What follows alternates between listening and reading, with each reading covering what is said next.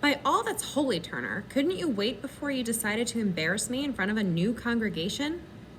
I didn't mean to embarrass you. First, you harassed Mrs. Cobb, walking past her house without a shirt and throwing stones at her fence. And now you brawl in the street with Deacon Hurd's son. With the deacon's son! But perhaps you're right. I cannot possibly imagine how that would embarrass me, the new minister. Look, people will say, are already saying, he can't handle his own son. How can he possibly handle a church? And that's not all they'll be saying. They'll be saying... A single high metal ring on the phone broke off what people would say about the new minister. Glaring, Reverend Buckminster went to answer it, and Turner wondered if he was free to go upstairs. His damp clothes were pretty much clamped against his skin, and as they dried, the starch was tightening.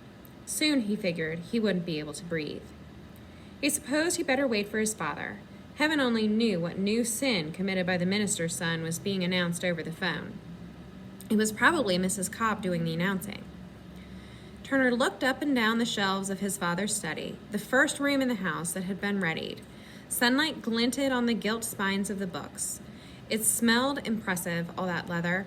Still, he wondered if there was a single book on those shelves that any human being really liked to read. The heresies of the modern world and the infallibility of orthodoxy, he said into the still air. An alphabetical compendium of all sects. A view of all religions, occasional sermons of the Reverend Emmons. He decided he could probably come up with better titles.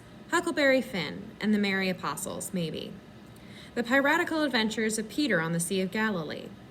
Occasional sermons on how God intended baseball be played.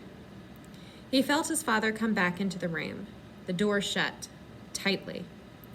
You were naked in Mrs. Cobb's kitchen, Turner's father said slowly and quietly. Not naked. His father waited. I was in my underwear.